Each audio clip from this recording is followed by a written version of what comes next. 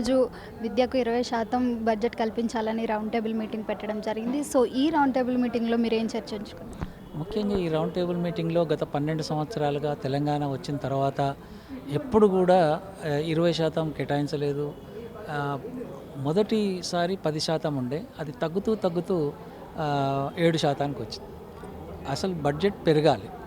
మనకు తెలంగాణ వచ్చినప్పుడు కేవలం 1,00,000 కోట్ల బడ్జెట్ ఉండే. ఇప్పుడు 3,00,000 కోట్ల బడ్జెట్ అయింది. కాబట్టి దాని ప్రకారంగా ప్రపోర్షనేట్‌లో పెరగాల్సిన పోయి తగ్గింది. కాబట్టి తగ్గడంతోని ప్రభుత్వ పాఠశాలలు నిర్వీర్యమవుతున్నాయి. ప్రభుత్వ విద్య నిర్వీర్యమవుతుంది కాబట్టి ప్రజలు ప్రైవేటు వైపు మొగ్గుతున్నారు. సో, ప్రైవేట్‌లో చాలా భారం ఉంది. ఆ భారాన్ని తగ్గించాలి అంటే ప్రభుత్వంలో బడ్జెట్‌లో పెంచి ప్రభుత్వ విద్యను పటిష్టం చేయాలి. అందుకోసం ఈరోజు సమావేశం. సార్ అయితే ఈ పీ ప్రజాస్వామ్యాన్ని వీళ్ళందరినీ చూసుకుంటే చాలామంది గవర్నమెంట్ దానికన్నా ప్రైవేట్‌కే ఎక్కువ ప్రిఫరెన్స్ ఇస్తున్నారు. వామ్మో! గవర్నమెంట్‌లో మేము అనుకున్నవన్నీ సదుపాయాలు ఉండవు. ఏదో పేరుకే గవర్నమెంట్ తప్ప పిల్లల్ని చూసుకోవడం గానీ, వాళ్ళకి విద్యను అందించడంలో గానీ అంత మెయింటెనెన్స్ లేదు అని చెప్పి ఎక్కువ ప్రిఫరెన్స్ ప్రైవేట్ స్కూళ్ళకే ఇస్తుంది. మరి ఈ విషయంలో ప్రభుత్వం ఎందుకు పట్టించుకోవట్లేదండి? సో, అది కూడా లింక్ ఏంటంటే ఈ నిర్వీర్యమయ్యే క్రమంలో టాయిలెట్స్ లేవు. అండ్ తల్లిదండ్రులకు దూరం పంపేయాలంటే స్కూల్ లేదు, ఇంటర్మీడియట్ కాలేజ్ లేదు దగ్గరలో. సో, ఇవన్నీ కారణాలతోని హాస్టల్లో వేస్తారు. ఇంటర్మీడియట్ ప్రైవేట్ కాలేజ్ హాస్టల్లో వేస్తారు. అక్కడ భద్రత అనేది అభద్రతా భావం ఒకటైతే, క్వాలిటీ లేదు ఒకటైతే, వసతులు లేవు రెండైతే, ఇవన్నీ కలగలుపుతోని మళ్ళీ బడ్జెట్కే వస్తుంది. సో, ప్రభుత్వ విద్య మీద పెట్టుబడి పెట్టకుండా ఉండడం వల్లనే ప్రభుత్వ విద్య నీరసం అయిపోయి నిర్వీర్యమయ్యి ప్రైవేటు విద్యకు మళ్ళుతున్నారు. అందుకోసం వాళ్ళతో డబ్బులు ఎక్కువ ఉండిపోతలేరు. ఇప్పుడు హైదరాబాద్లో 85% చిల్డ్రన్ ప్రైవేట్కి వెళ్తారు. వాళ్ళందరూ పేద వర్గాల పిల్లలే ఎక్కువ శాతం. సో, వాళ్ళందరికీ మంచి ప్రభుత్వ విద్య బడి ఉంటే తప్పకుండా ప్రభుత్వ విద్యకు పోతారు. సో, అయితే సార్ పేరెంట్స్ కూడా మేము ఖర్చు పెట్టి పిల్లల్ని ఉన్నత స్థాయిలో ఉంచాలి అంటే మాకు ప్రభుత్వ స్కూళ్ళల్లో అది కాని పని. మేము ఎక్కువ ఖర్చు ఎంతైనా పర్లేదు, మేము ప్రైవేట్ స్కూల్స్‌కే పంపిస్తాం, ప్రైవేట్ కాలేజ్‌కే పంపిస్తామని వాళ్ళు ప్రిఫర్ చేస్తున్నారు. మరి దీన్ని ఎలా చూస్తారు? యాక్చువల్లీ పేరెంట్స్ కూడా ఇప్పుడు రియలైజ్ అవుతున్నారు ఏంటంటే ఇప్పుడు స్టడీస్ కూడా వచ్చినాయి. ప్రైవేట్లో కూడా అంత పెద్ద విద్య ఏం జరగడం లేదు. ముఖ్యంగా పేద వర్గాలు వెళ్తున్న ప్రైవేట్ స్కూల్స్లో అది ప్రైవేట్ విద్య ప్రభుత్వ విద్యకు సమానంగానే ఉంది. దాంట్లో ఏ పెద్ద తేడా లేదు. మా ప్రెస్ నోట్లో చాలా క్లియర్గా ఉంది. అందుకోసం తల్లిదండ్రులను మనము మోటివేట్ చేయాల్సింది ఏంటంటే అందులోకి పోతే పెద్ద విద్య రావడం కాదు, అందులోకి పోతే కొంత సమయం ఎక్కువ సమయం గడుపుతున్నారు. అండ్ ఎల్కేజీ నుంచి ఉంది, పక్కింటి వాళ్ళు ఎల్కేజీకి పోతున్నారు. 3 ఇయర్స్కి స్కూల్కి వెళ్ళాలని ప్రపంచవ్యాప్తంగా చెప్పాం మనం. 3 ఇయర్స్ అప్పుడు స్కూల్లో అప్పుడు మెదడు ఎదుగుతుంది, వారికి ఒక మంచి స్ట్రక్చర్ ఉండి ఒక ప్లే స్కూల్కి వెళ్ళాలని. బట్ మనం గవర్నమెంట్ ప్రొవైడ్ చేయలేదు కాబట్టి ప్రైవేట్కి వెళ్తున్నారు. ఒకవేళ గవర్నమెంట్ ప్రొవైడ్ చేయగలిగితే తల్లిదండ్రులకు ఇప్పుడు ఐఐటి ఉంది, అది గవర్నమెంట్ది. ఎంత పోటీ ఉంది? ఎందుకంటే బాగా నడుస్తుంది కాబట్టి. ఓయూ ఇంజనీరింగ్ కాలేజ్ ఉంది, అది గవర్నమెంట్. ఎందుకు పోతారు అంటే నాణ్యమైన విద్య అందుతుంది కాబట్టి పోతారు. సో, నాణ్యమైన విద్య అందిస్తామనే గ్యారంటీ ఇస్తే తప్పకుండా ప్రభుత్వ స్కూల్కే వెళ్తారు. సో, సార్ మరి ఈ రౌండ్ టేబుల్ సమావేశంలో ఎవరెవరు పాల్గొనడం జరిగింది? అంటే పేరెంట్సా, లేకపోతే తల్లుల సంఘం అని చెప్పడం జరిగింది, అధికారులు అని చెప్పడం జరిగింది. ఎవరెవరు పాల్గొన్నారు? ముఖ్యంగా తల్లుల సంఘం ఆర్గనైజ్ చేసింది. వీళ్ళందరూ కూడా బస్తీలలో గ్రామాలలో తల్లులుగా ముందుకు వస్తున్నారు. మాకు నాణ్యమైన విద్య కావాలి, ప్రభుత్వం కేటాయించాలని వారు ఒక గ్రూప్. బాలల హక్కుల పరిరక్షణ వేదిక అని చైల్డ్ రైట్స్ గ్రూప్ వాళ్ళు. తర్వాత మిగతా వివిధ పొలిటికల్ పార్టీ సభ్యులు వచ్చారు. ముఖ్యంగా కోదండరామ్ గారు వచ్చారు. ప్రభుత్వంలో ఉన్నారు కాబట్టి ఆయనను పిలిచాము.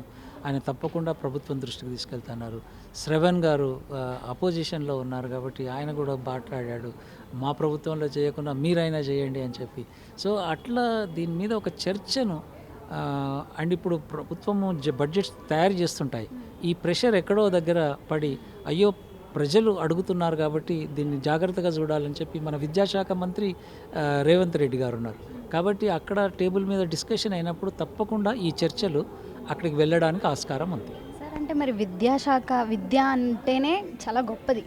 సో, మరి అలాంటి విద్యని ప్రభుత్వ అధికారులు బడ్జెట్‌లో తగ్గించడం కానీ, పెంచడం కానీ, తగ్గించడం మరి అధికారులు ఎందుకు ఇంత పట్టించుకోకుండా ఇంత నెగ్లిజెన్సీ ఇంత పెద్ద విద్యాశాఖలో ఇంత నెగ్లిజెన్సీతో ఎందుకుంటున్నారు? యాక్చువల్లీ అధికారులు, రాజకీయ నాయకుల పిల్లలు కాదు వీళ్ళు మంది పిల్లలు. కాబట్టి పెద్దగా పట్టించుకోవాల్సిన అవసరం లేదని అనుకుంటున్నారు. కానీ ఇప్పుడు ఈరోజు చూస్తే మనము ప్రజలు మాట్లాడుతున్నారు. యాక్చువల్లీ ఇది చట్టబద్ధంగా వాళ్ళే చేయాలి. ఇప్పుడు అమెరికాలో కానీ, యూరోప్లో కానీ అన్ని దేశాల్లో వాళ్ళే, వియత్నాంలో, రష్యాలో అన్ని దేశాల్లో ప్రభుత్వాలే ముందుకొచ్చి చేశాయి. కానీ మన దగ్గర ప్రాబ్లం ఏంటంటే మన దగ్గర కుల సమస్య ఉంది, మన దగ్గర అంతరాలు ఉన్నాయి. ఈ అంతరాలతోని ఈ పిల్లలందరికీ చదివించాలా అనే రాజకీయ సంకల్పం లేక, ఆ రాజకీయ సంకల్పం కలగాలంటే ఈ విద్య అనేది రాజకీయ సమస్యగా మారాలి. అప్పటి వరకు ఈ యుద్ధం జరుగుతూనే ఉంటుంది. సో మ్యామ్ చెప్పండి, ఈ రౌండ్ టేబుల్ సమావేశంలో విద్యాశాఖకు 20% కల్పించాలని మీరు చర్చించుకోవడం జరిగింది. సో ఇంకా ఈ రౌండ్ టేబుల్ సమావేశంలో మీరేం చర్చించుకున్నారు? ఫస్ట్ నేను సమావేశం చేసి నా ఏరియాలలో నేను విజిట్ చేసిన విషయం చెప్పాలి కదా. అయితే మేము ఏరియాలలో విజిట్ చేసిన విషయం అంటే బస్తీలలో, నేను తల్లుల సంఘము కో కన్వీనర్ జిల్లా, నా పేరు శోభ.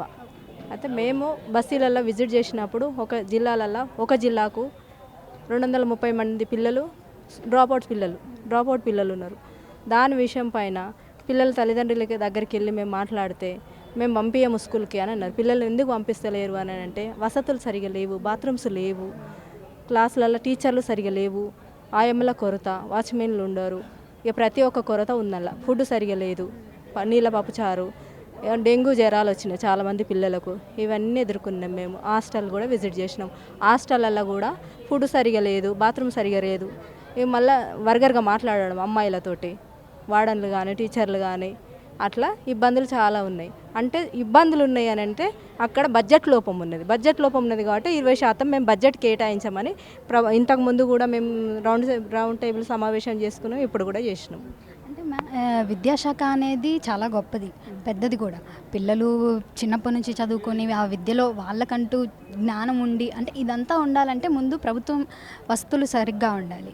మరి ఇంత పెద్ద విద్య అనే విషయంలో ప్రభుత్వం ఇంత నెగ్లెన్సీగా ఎందుకుందంటారు? అదే మేము కోరేది కూడా కాదే. విద్యాశాఖ మంత్రే లేడు ఇంతవరకు. సీఎం అయి ఉండి విద్యాశాఖ మంత్రే లేడు. మేము లెటర్లు ఇవ్వాలన్నా కూడా, సమస్య తీసుకుపోయి లెటర్లు ఇవ్వాలన్నా కానీ ఎక్కడ ఇవ్వాలా, ఎవరికి ఇవ్వాలా, ఎవరు వచ్చి మాట్లాడతారు? ఇంతవరకు దీనికి సొల్యూషనే లేదు. అయితే ఇప్పుడు పేరెంట్స్ కూడా మేము ఎంత ఖర్చు అయినా పర్లేదు, మేము ప్రైవేట్ స్కూల్స్లోనే చదివిస్తాం తప్ప గవర్నమెంట్ స్కూల్కి అయితే మేము పంపము అని వాళ్ళ ఉద్దేశంలో ఉంది. మరి దీనికి కారణం ఏంటంటారు? గవర్నమెంట్ నిర్లక్ష్యం. ఎందుకంటే ఒక ఆడమనిషి భర్త సపోర్ట్ కూడా లేకుండా, ఒక ఆడమనిషి పొద్దున 5 గంటలకు లేచి ఆమె ఇళ్ళల్లో పని చేసుకొని వచ్చి ఫుడ్ కూడా సరిగా తినకుండా పిల్లల చదువు కోసమే ఆమె పని చేసి చదివిపిస్తుంది. చెప్పండి మీ పేరు? భాగ్యలక్ష్మి. సో చెప్పండి, ఈ రౌండ్ టేబుల్ సమావేశంలో 20% విద్యకు కల్పించాలి అని బ్యానర్లో ఉంది. సో ఈ రౌండ్ టేబుల్ సమావేశంలో మీరేం చర్చించుకోండి? రౌండ్ టేబుల్ సమావేశంలో 20% బడ్జెట్ పెంచాలి. ఎందుకంటే కాంగ్రెస్ వచ్చిన మేనిఫెస్టోలో పెట్టారు 15% పెంచుతామని. కానీ 15% ఇప్పుడు 2.5 year అవుతుంది, 7.55కే ఉంది. ఇప్పుడు ఖచ్చితంగా 20 పెంచాలి. ఎందుకు పెంచాలి అని చెప్తే, మేము గవర్నమెంట్ స్కూల్ ఉంది, అందరు ప్రైవేట్కి వెళ్తున్నారంటే అది అబద్ధం. మీ గవర్నమెంట్ స్కూల్లో ఫెసిలిటీస్ లేకనే, మౌలిక వసతులు లేకనే, నాణ్యమైన విద్య లేకనే మా పిల్లలు బాగుండాలని ఏ తల్లిదండ్రులకైనా ఆలోచన ఉంటుంది. తల్లిదండ్రుల తప్పు అంటే నేను ఒప్పుకోను. వాళ్ళు ఏ కాయ కష్టం చేసైనా డబ్బులు కట్టి మరీ అక్కడ వేస్తున్నారు. నవోదయ స్కూల్స్ ఎలా ఉన్నాయి, కేంద్రీయ విద్యాలయం ఎలా ఉన్నాయి, ఈ స్కూల్స్ అన్నీ ప్రభుత్వ రాష్ట్రం నడిపించే స్కూల్లో కూడా ఈ విధంగా ఉంటే ఏ తల్లిదండ్రులు కూడా డబ్బులు పెట్టుకొని అక్కడ వేయరు, ఇక్కడే ఇస్తారు. సో గవర్నమెంట్ నిర్లక్ష్యం ఒకటి. డబ్బులు పెంచకుండా మేము స్కూల్ అయితే ఉంది, టీచర్ అయితే ఉంది, పిల్లలే వస్తలేరు, పిల్లలు లేకనే స్కూల్ మూతపడుతున్నాయి అంటే దట్ ఈస్ రాంగ్. మీరు బడ్జెట్ పెంచండి, అన్ని వసతులు కల్పించండి. ఆ స్కూళ్ళలో పిల్లలు ఎట్లా వస్తారో మీరే చూడండి. గల్లీకో స్కూల్ పెరుగుతుంది, ప్రైవేట్ స్కూల్ ఎందుకు పెరుగుతున్నాయి? పిల్లలు లేకుండా పెరుగుతుందా? సో సీఎం గారు విద్యాశాఖను మీరే చేతిలో పెట్టుకున్నారు కాబట్టి సరైన బడ్జెట్ ఇవ్వండి. మీరే చాలా ఉపన్యాసాల్లో నేను విన్నాను, పిల్లలపై పెట్టేది ఖర్చు కాదు, పెట్టుబడి. రేపు వాళ్ళు నెక్స్ట్ జనరేషను. ఇది దృష్టిలో పెట్టుకొని 200 కోట్లు పెట్టి ఒక్కొక్క స్కూల్కి ఇనాగ్రేషన్ చేస్తున్నారు. మరి ఉన్న స్కూళ్ళని బాగు చేయడంలో మీకు కష్టం ఏంటి సార్? ఉన్న స్కూల్ బాగు చేయండి, అందులో విద్యా ప్రమాణాలు పెంచడానికి కృషి చేయండి. ఎంఈఓలు లేరు, డిఈఓలు లేరు, విజిట్ చేయడానికి లేరు. సమస్య ఉంటే ఎవరికి చెప్పుకుంటారు? సీఎం చేతిలో మీరు విద్యాశాఖను పెట్టుకున్నారు. ఇలాంటి అన్ని సమస్యలు మేము ఎవరికి వచ్చి చెప్పాలి? మీరు మాకు టైం ఇస్తారా? కలుస్తారా? సో ఇమీడియట్లీ యాక్షన్ తీసుకొని ప్రభుత్వ స్కూలు, ఎందుకంటే మీరు గత 10 ఏళ్ల పాలనలో టీఆర్ఎస్ ఉండే. సో 300 గురుకులాలను 1000 గురుకులాలను చేశాయి. కానీ ఇప్పుడు మీరు గవర్నమెంట్ ప్రభుత్వ స్కూళ్ళని పటిష్టం చేసి విద్యాబుద్ధులు అందించాలి. లేకపోతే నెక్స్ట్ ఓట్లు ఎవరికి వేస్తారో తెలియదు. ఇది దృష్టిలో పెట్టుకోండి. ఇది ఓటు బ్యాంకింగ్. ఇప్పుడు స్కూళ్ళని మా విలేజ్లలో ఏరియాలలో స్కూళ్ళు బాగు చేయాలి, సౌకర్యాలు అందించాలి.